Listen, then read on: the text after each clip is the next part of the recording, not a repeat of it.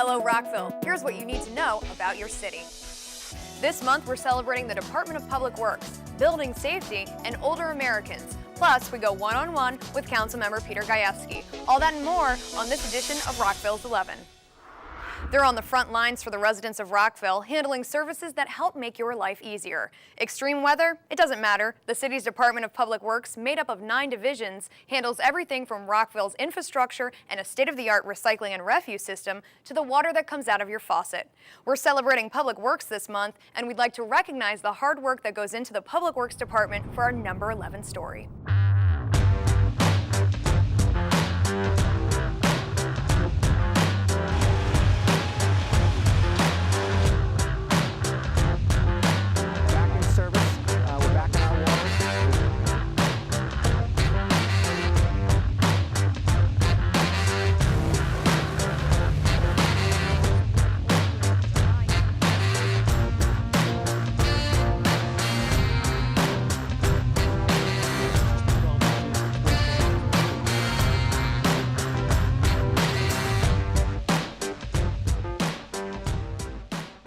We met up with Deputy Director for Utilities Judy Ding to learn more about Public Works Week. Public Works Week is that 1 week in May that we would just like to pay a little attention to our employees that really toil all hours of the night, 24/7, to make sure that the city keeps ticking the way that it should. The Department of Public Works is committed to delivering for the residents of Rockville. We're out there doing all those civil works that makes life bearable, and in the city of Rockville, better than bearable. A good quality of life is what we want to deliver. Seeing that we do have aging infrastructure and that there are new requirements on us year after year, we try to keep up with that, and we're changing the way that we do our own business to try to be more responsive and to be more capable of reacting to whatever is thrown at us. We want to keep them comfortable. We don't need a lot of kudos and thanks. We'd like to keep the complaints to the absolute minimum. We'd like to wipe them out.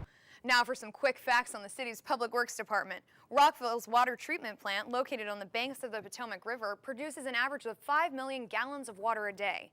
In 2010, recycling and refuse collected 5,400 tons of single-stream recycling, 9,900 tons of refuse, and 7,000 tons of yard waste and leaves that were composted. If you have questions or would like to find out more about your Department of Public Works, go to rockvillemd.gov/residents/publicworks. We're outside City Hall talking with the city's fire marshal, Matt Shanks. Matt, thanks so much for joining me. No problem, Bridget. And we wanted to check in with you and talk about National Building Safety Month. Is that right? Happening this May? Correct. It's celebrated every May, and it's an effort among builders and communities, municipalities, and citizenry to provide a safer environment in their community and to reduce the effects of disasters and emergencies when they do occur. Building Safety Month focuses on 4 weeks of safety awareness. The first week, when we're talking about environmental and green building concerns, simple things such as installing a programmable thermostat that can save you $180 in the course of a year. Fire safety, we want to make sure that you're using electricity and flammable and combustible liquids and gases appropriately. For backyard safety, focusing on grilling and swimming pool safety.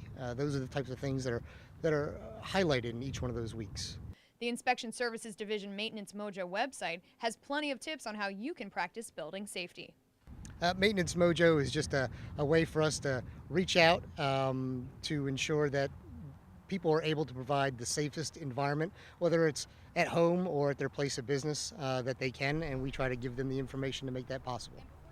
Well, there's numerous ways that citizens and contractors and business owners can get a hold of staff at the Inspection Services Division. First, they can go to the website at rockvillemd.gov/ISD.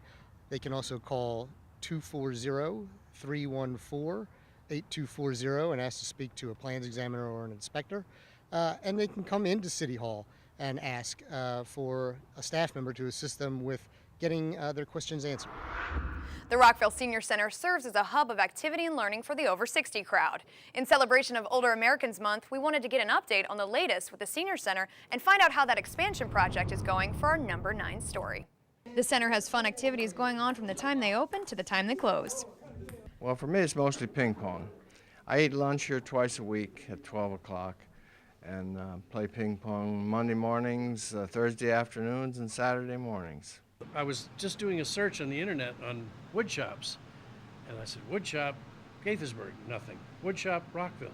Oh, there's a senior center, and they have a wood shop. I live in Gaithersburg. So I raced over here, and I got to see this place. Manager of Senior Services Terry Hilton and Supervisor of Support Services Lorraine Shack talked to us more about the offerings at the center and the details of the new expansion project. So we really try to take care of all of the needs of an individual, whether they come to the center or they're in their own home.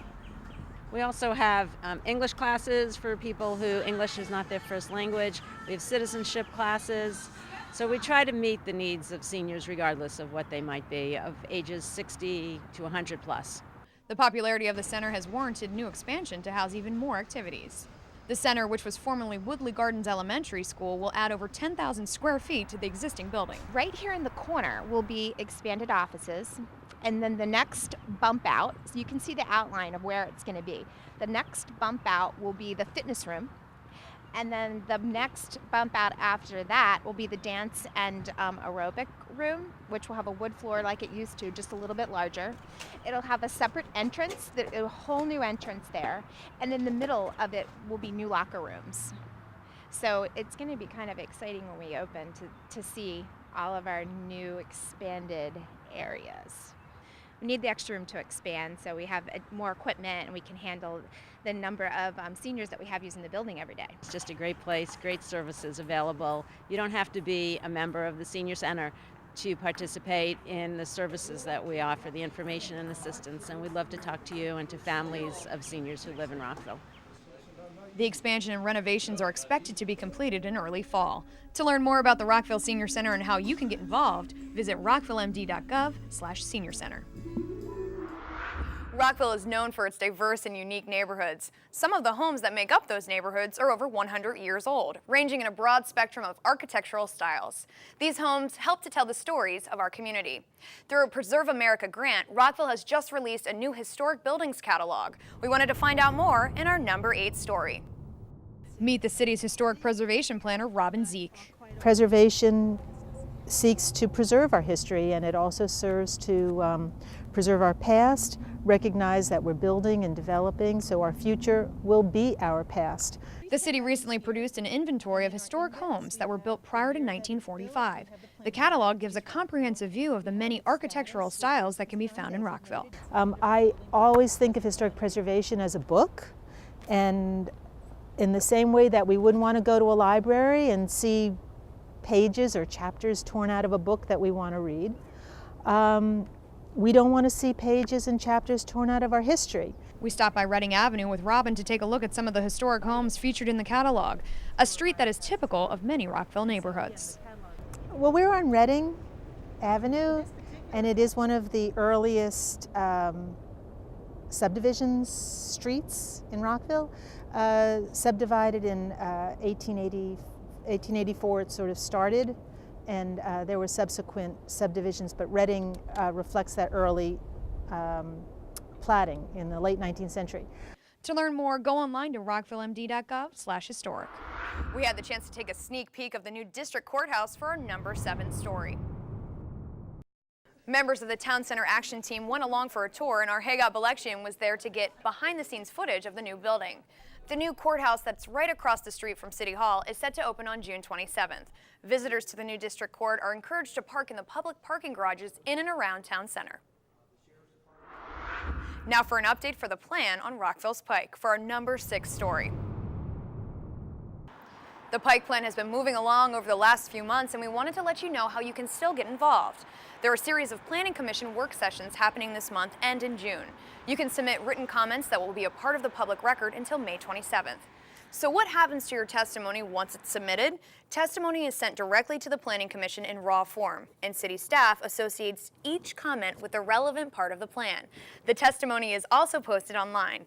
The planning commissioners read everyone's testimony and use it to help make decisions regarding the draft plan, whether to reopen the public record, how many work sessions to hold, and how to proceed. Eventually, the Planning Commission will produce a new recommended draft plan that will be forwarded to the Mayor and Council for review and adoption.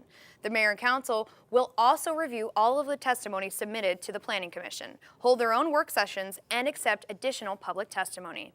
CPDS staff is available to visit community groups to present the plan. You can call at 240-314-8200 or send an email to rockvillepikeplan@rockvillemd.gov.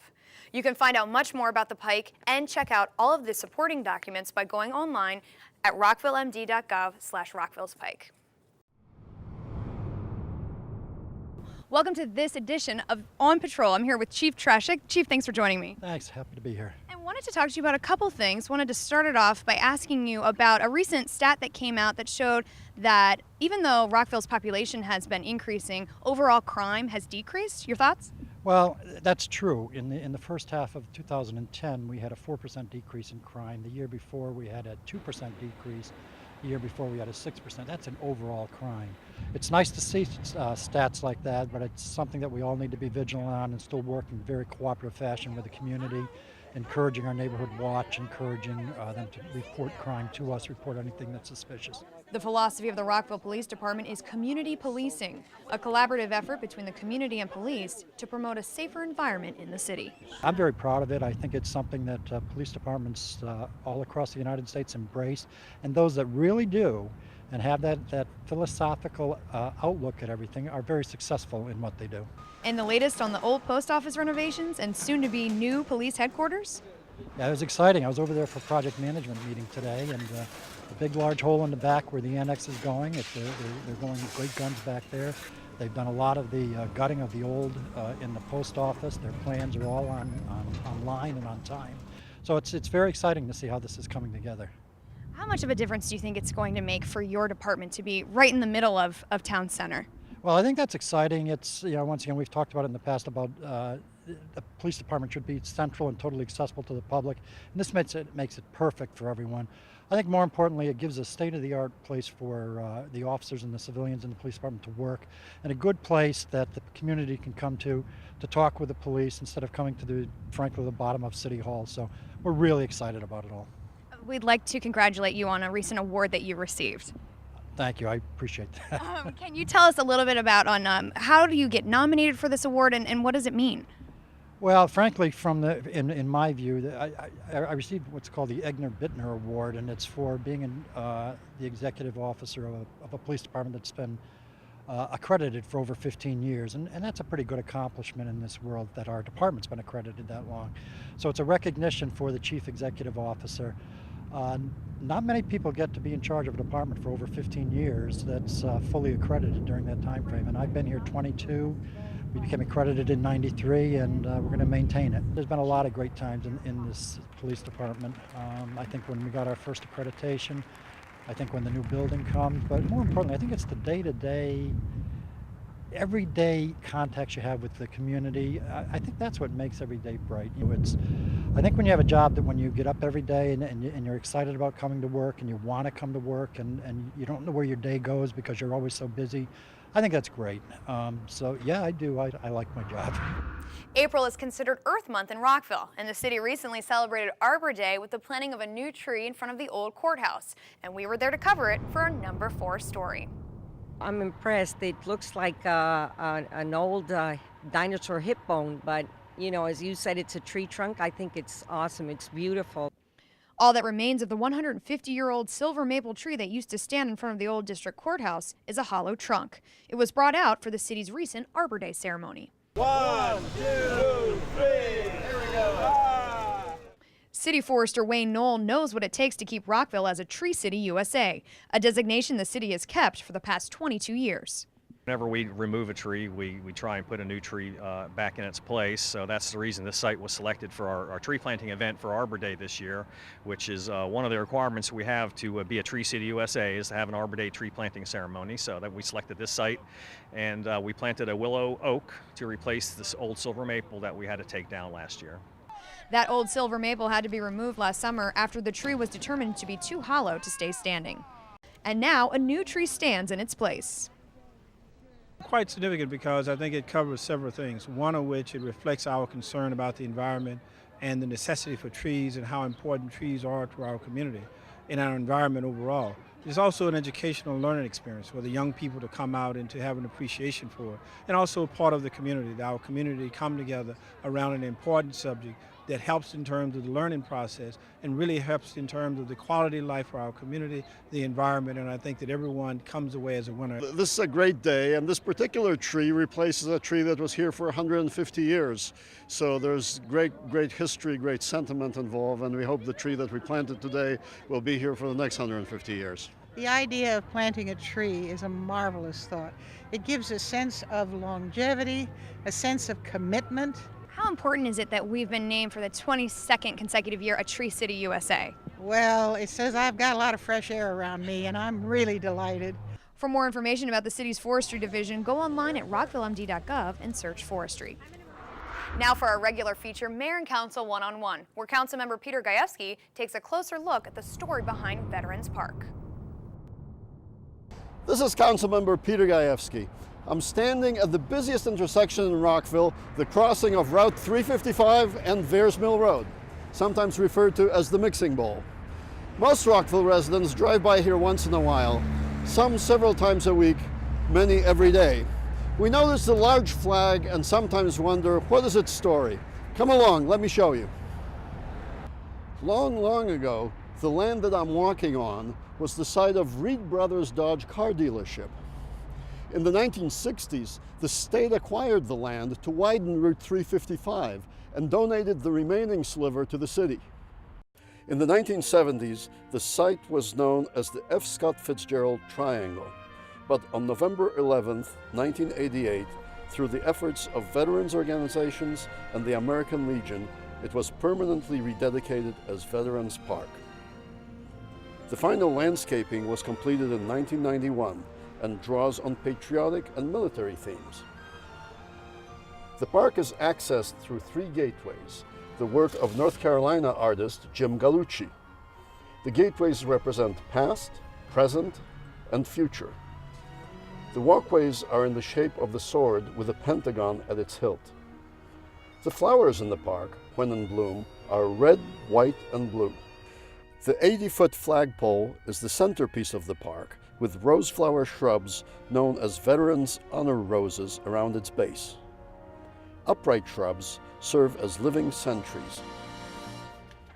Each year on Veterans Day, at the 11th hour of the 11th day of the 11th month, Rockville honors the sacrifice of our veterans right here in our Veterans Park. But all year round, the park serves as a place of reflection and a break from the busy life around. So if you ever have a moment, stop by and check out this wonderful oasis right here at the busiest intersection in Rockville. And perhaps I'll see you here. For Rockville 11, this is Councilmember Piotr Gajewski. The state legislative session is over, and we wanted to give you a recap on some of the highlights for our number 2 story. The Maryland Municipal League was successful in obtaining an additional $8.3 million in highway user revenues for all cities, which is great news considering this was cut last year. Rockville should be receiving approximately $709,000. Bill MC 1111 was defeated. This was the bill that would have stripped away our planning and zoning authority in the area of facilities review of school capital projects. Delegate Simmons's traffic and pedestrian safety legislation criminal negligence bill was a Rockville priority, and it finally passed this session. There was progress made on the stormwater management issue. Local stormwater management fee bill MC 2111 ultimately ended up going to summer study because of a question raised in an attorney general opinion about a short provision in the bill pertaining to municipal home rule. A group of representatives from municipalities, the legislature, and Montgomery County will work on the issue with the goal of coming to a consensus to an all-payer system. And finally, the city received $20,000 in bond bill funding for the renovation of the locker room facility at the swim center. And now time for our quick hit segment for our #1 story. Well, it's farmers market season again. The best in local produce is available every Saturday in Town Center as local farmers and vendors set up shop in Rockville. Also, starting in June, on Wednesdays, you can check out local bands during your lunch hour at the city's Out to Lunch Wednesdays. We wanted to also let you know about a fan favorite. Concert in the Square is back. Every Thursday, bring your blankets and lawn chairs and enjoy some of the region's best musical entertainment. It's free and is happening every Thursday starting at 6 p.m. Go to rockvillemd.gov/events to learn more about the farmers market and Concert in the Square. Well, that's it for this edition of Rockville's 11. All of these stories and more can be found online at rockvillemd.gov. I'm Bridget Breuer. On behalf of the whole team here, thanks for watching.